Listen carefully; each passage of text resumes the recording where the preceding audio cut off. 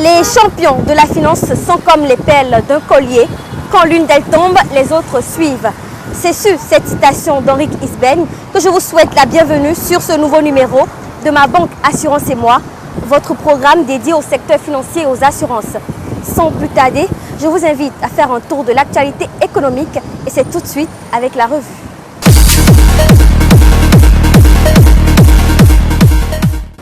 Au Bénin, le gouvernement en place vient de décaisser un demi-milliard pour le dédommagement des propriétaires terriers du site qui abrite la cimenterie d'Onigolo.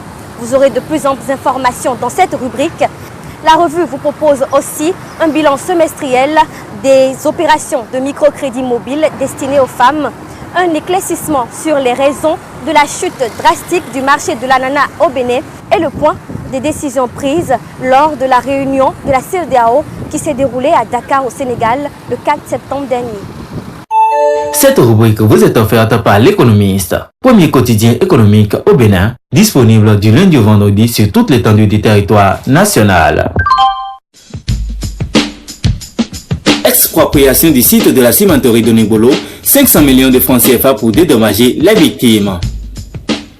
Le gouvernement du président Patrice Talon vient de décaisser un demi-milliard de francs CFA pour le dédommagement des propriétaires terriens du site qui abrite la cimenterie d'Onigolo. L'annonce a été faite le vendredi 30 août 2019. Déjà vieux de 4 décennies, c'est un acte majeur et salutaire que vient de poser le gouvernement du Bénin. Reconnaissant, les propriétaires terriens invitent à la transparence dans l'opération. Fermeture des frontières nigérianes, le marché de l'ananas béninois en chute drastique. La fermeture des frontières nigérianes ne cesse d'influencer le marché béninois. Contrairement à l'essence de contrebande, dont le prix connaît une inflation continue, le prix de certains produits d'exportation, notamment l'ananas, produit au Bénin et majoritairement livré sur le marché nigérian, est en chute libre. C'est du moins ce qu'a confié l'Agence territoriale de développement agricole 7 en charge de la filière le 30 août 2019 à Alada. Bilan semestriel du microcrédit mobile, plus d'1 milliard de francs CFA pour plus de 20 000 femmes. Le gouvernement de la République du Bénin a lancé le programme microcrédit mobile MCM lors d'une conférence de presse tenue à Cotonou le 5 février 2019 par le ministre Bintou Chabi Adam Taro. Après 6 mois de mise en œuvre, les résultats ont été rendus publics. La bagatelle somme de 1 milliard de francs CFA a été octroyée à plus de 20 000 femmes béninoises depuis la mise en œuvre du programme MCM.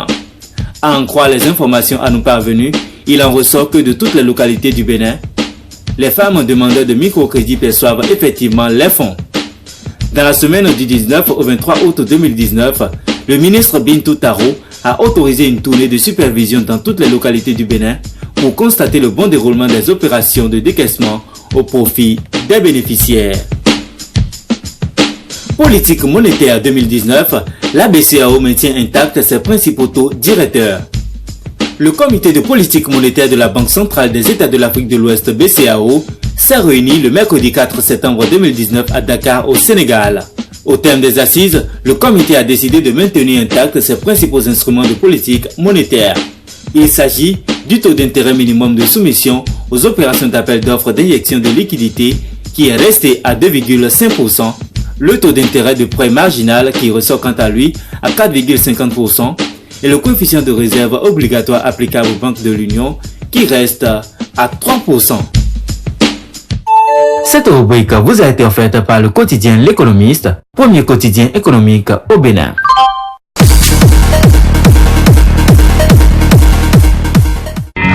Suivez désormais sur votre chaîne ETélé, votre magazine économique et financier Ma Banque Assurance et Moi.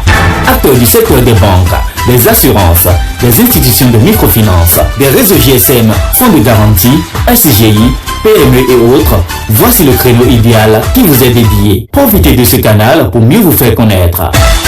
Ma Banque Assurance et Moi, c'est tous les mercredis et dimanches à 21h sur ETélé, disponible sur Canal+, position 275, sur Strong en option libre et l'ensemble de nos réseaux sociaux. Contactez-nous pour mieux vous faire connaître. Ma Banque Assurance et Moi, un programme pas comme les autres.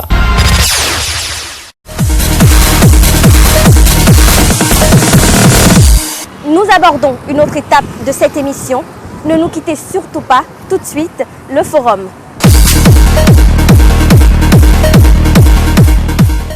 La microfinance est une composante du système financier au Bénin et un instrument d'amélioration des conditions de vie des populations. Elle a donc toute sa place dans le développement économique et social du pays. Et pour assainir le secteur, des recensements des institutions de microfinance ont été instaurés. Pour comprendre de manière plus précise les objectifs de cette opération, nous recevons aujourd'hui M. Ignace Dovi, directeur du consortium Alafia, et M. Louis Biao, directeur de l'Agence nationale de la surveillance des systèmes financiers décentralisés du Bénin. Bonjour madame, Bonjour, comment allez-vous? D'accord, je vous en prie. Monsieur Ignace Dovi, vous êtes le directeur de l'association professionnelle des systèmes financiers décentralisés du Bénin. Alors dites-nous quel est l'objectif principal de ce recensement qui est à sa 3e édition. Alors, il faut d'abord reconnaître que ce recensement est lancé par le comité de stabilité financière et d'assainissement du secteur. Le consortium Alafia est membre de ce comité. Ce comité a, bien sûr, dans le cadre donc, de ce recensement, mis en place un comité de pilotage. Le consortium Alafia est également membre de ce comité de pilotage.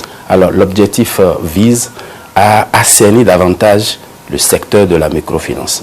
Parce que ce secteur, vous n'êtes pas sans savoir qu'il y a encore des acteurs illégaux, des structures informelles qui exercent en marge de la réglementation. Alors, les promoteurs de ces structures ont été sensibilisés par le passé. Les plus têtus ont eu à subir un peu les rigueurs de la loi puisque leurs structures ont été fermées. Mais malgré toutes les actions du comité de stabilité financière, il y a des acteurs qui continuent d'exercer en clandestinité. Et tout ceci pour arnaquer le public. Donc, ce recensement vise à les connaître, à les sensibiliser et également, s'ils sont toujours intéressés, à les accompagner à pouvoir, dans la légalité, créer une structure de microfinance. Et donc, quels sont les types d'institutions de microfinance concernées par cette actualisation? Il y a 2 types d'institutions de microfinance concernées. Le premier type, c'est des structures informelles, les structures qui exercent en marge de la réglementation. Le deuxième élément qui est aussi le plus important, compte tenu du fait que ce recensement se fera par des enquêteurs qui iront sur le terrain, on va en même temps profiter pour connaître les points de service des structures de microfinance légales, c'est-à-dire celles qui ont l'agrément pour exercer la microfinance, pour qu'à la fin de ce recensement, on puisse faire une cartographie générale des institutions de microfinance agréées au Bénin et comme aussi les structures de microfinance agissant dans l'informel. Selon vous, M. Ignace Dovi, quelles sont les mesures à prendre pour le bon déroulement des opérations? Pour le bon déroulement de ces opérations, je crois que d'abord, les promoteurs de ces structures qui nous écoutent, je voudrais qu'ils n'aient pas la peur. Je voudrais qu'ils n'aient pas la peur, qu'ils ne cherchent pas à disparaître. Parce que s'ils disparaissent en même temps, je crois qu'ils vont vraiment mettre au désarroi la population.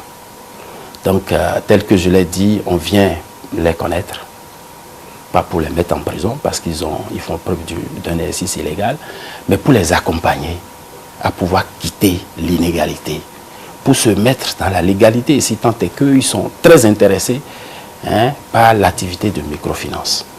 D'accord? Donc, il faut qu'ils soient présents, il faut qu'ils leur réservent un bon accueil aux enquêteurs, il faut qu'ils donnent toutes les informations. Si les fonds étaient déjà consommés, qu'ils le disent. Nous, on a besoin de savoir. On a besoin de savoir. Si les ressources sont quelque part, qu'ils le disent. Ce qu'ils ont eu déjà à collecter, qu'ils le disent. S'ils ont transformé une partie en crédit aux populations, qu'ils le disent. Quel est le nombre d'emprunteurs qu'ils ont. Donc, qu'ils le disent. Donc, on veut vraiment jouer 4 sur table, qu'ils n'aient pas peur. Qu'ils soient les premiers à rechercher les enquêteurs de leur localité, à aller vers eux pour pouvoir donner toute l'information. On est d'accord? Ce n'est pas la police qui vient vers eux, ce sont des enquêteurs. Ces enquêteurs ne vont pas chercher à les arrêter. Donc, moi, je crois qu'il faut qu'il y ait une bonne ouverture sur le terrain. Par rapport aux institutions de microfinance agréées qui ont des points de service sur le terrain, je voudrais que les chefs des agences, que les directeurs de caisse aussi soient vraiment ouverts aux enquêteurs pour leur donner toute l'information sur la présence de leur point de service pour que vraiment l'information collectée soit assez exhaustive pour permettre une meilleure cartographie. pour finir, avant votre mot de fin, dites-nous quel est le bilan que vous faites de l'accroissement, l'évolution des institutions de microfinance au Bénin? L'accroissement de l'évolution de la microfinance au Bénin est vraiment une bonne chose parce que nous sommes déjà une population de plus de 11 millions, je crois, avec une cinquantaine d'institutions et de réseaux de microfinance. On peut dire que ce n'est pas suffisant, surtout qu'à l'heure actuelle, nous prenons l'inclusion financière. Et l'inclusion financière, c'est l'accès facile à tout le monde aux services financiers. Alors pour que cet accès soit vraiment à la portée des populations, il est important que, pourquoi pas, dans chaque commune, il y ait la présence d'une structure de microfinance. Pourquoi pas, dans chaque arrondissement, qu'il y ait quand même la présence d'un point de service d'institutions de microfinance. Et pourquoi pas aussi pour que les services financiers soient portés sur la téléphonie mobile, puisque ça se fait déjà. Donc, la croissance de ce secteur est vraiment une bonne chose. Elle a été encadrée par les différentes lois portant réglementation des systèmes financiers décentralisés. Et je crois que les partenaires sont aussi à féliciter, ainsi que les clients. Parce qu'il n'y a pas d'institution de microfinance sans déposants, sans emprunteurs. Les déposants, je les félicite pour la confiance qu'ils accordent aux structures de microfinance parce que ce sont leurs fonds qui permettent à ces institutions d'effectuer des activités et pourquoi pas de mettre en place des crédits. Et je remercie également les partenaires qui ont toujours soutenu ce secteur et notamment l'État pour son travail d'assainissement du secteur parce que sans un secteur assaini, je crois qu'on ne peut pas avoir un bon développement.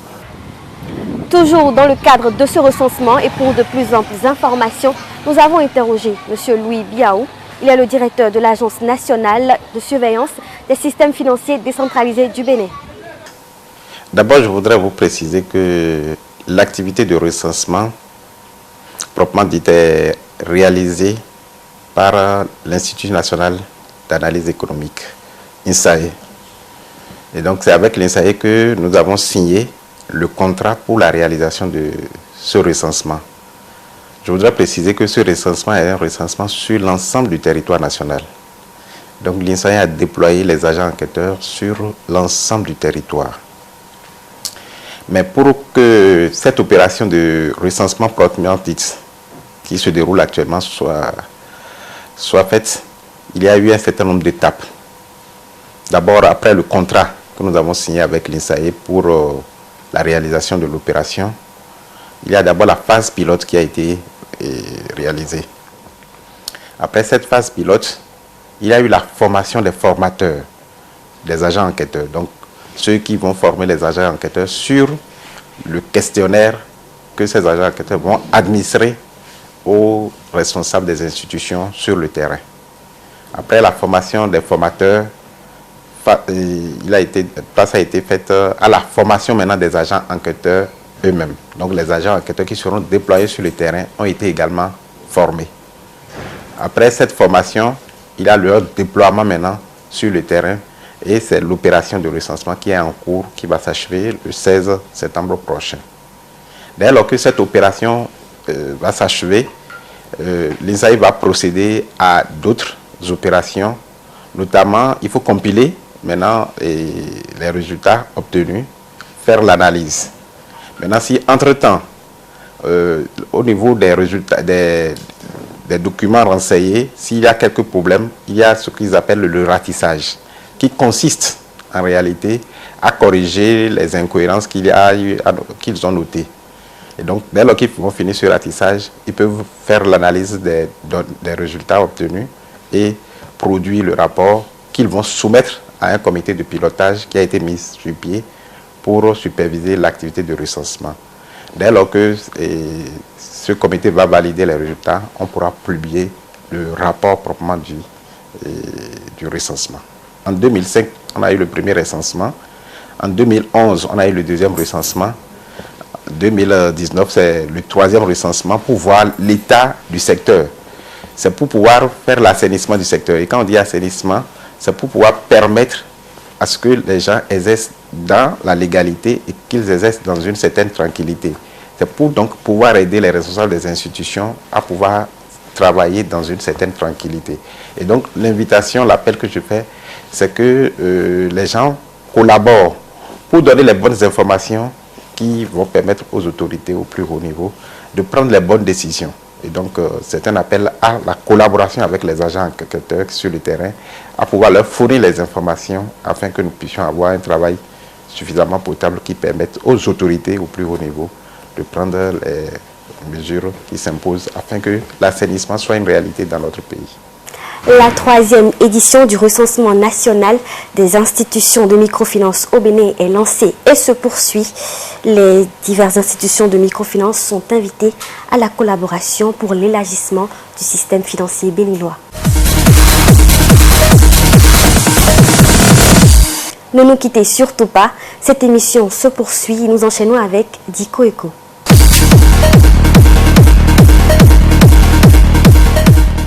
Diko Eco aujourd'hui s'intéresse à l'opération de mise à disposition d'argent sous forme de prêt consenti entre un créancier et un débiteur. Vous l'avez deviné, il s'agit du crédit. Pour plus de précision, je vous invite à suivre cet élément. Eco Diko de cette semaine s'intéresse au mot crédit. Un crédit est une avance de somme d'argent. En d'autres termes, c'est une mise à disposition d'argent sous forme de prêt consenti par un créancier qui est le prêteur et un débiteur qui est l'emprunteur. Chose importante à retenir, pour être bénéficiaire d'un crédit, vous devez vous assurer de votre capacité de remboursement et prendre en compte la durée de votre engagement. Pour l'emprunteur, qu'il s'agisse d'une entreprise ou d'un particulier, le crédit consacre l'existence d'une dette et ouvre la mise à disposition d'une ressource financière à caractère temporaire. Le crédit est une avance, d'où son importance pour réaliser une dépense alors que vous n'avez même pas assez d'argent. Soit vous épargnez et retardez la dépense jusqu'au moment où vous aurez accumulé assez d'argent, soit vous empruntez la somme nécessaire pour réaliser la dépense immédiatement. Ainsi, vous rembourserez le crédit au fur et à mesure, c'est-à-dire le montant prêté augmenté des intérêts. Le second cas est le plus courant, car il vous évite d'attendre d'avoir à épargner. Il existe différents types de crédits. Toutefois, la banque cherchera avec vous la formule la plus adaptée à votre situation. On peut distinguer le crédit à la consommation et le crédit immobilier. En règle générale, les crédits à la consommation sont des crédits à court terme. Les crédits immobiliers sont plutôt des crédits à long terme, 10 à 15 ans ou même plus.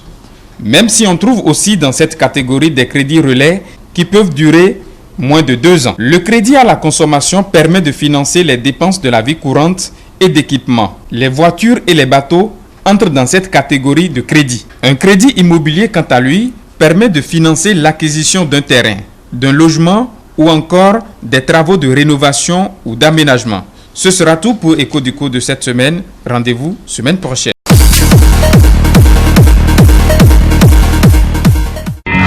Suivez désormais sur votre chaîne ETélé, votre magazine économique et financier Ma Banque Assurance et Moi.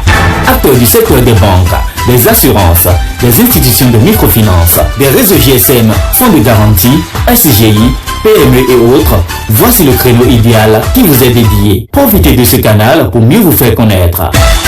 Ma Banque Assurance et Moi, c'est tous les mercredis et dimanches à 21h sur ETélé, disponible sur Canal+, position 275, sur Strong en option libre et l'ensemble de nos réseaux sociaux.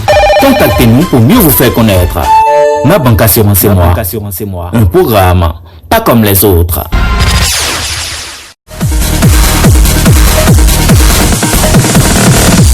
L'avenir est le présent qu'on ignore. Avec cette citation, nous mettons un thème à ce numéro. Vous pouvez retrouver cette émission sur le site www.etele.bj.com. À très bientôt.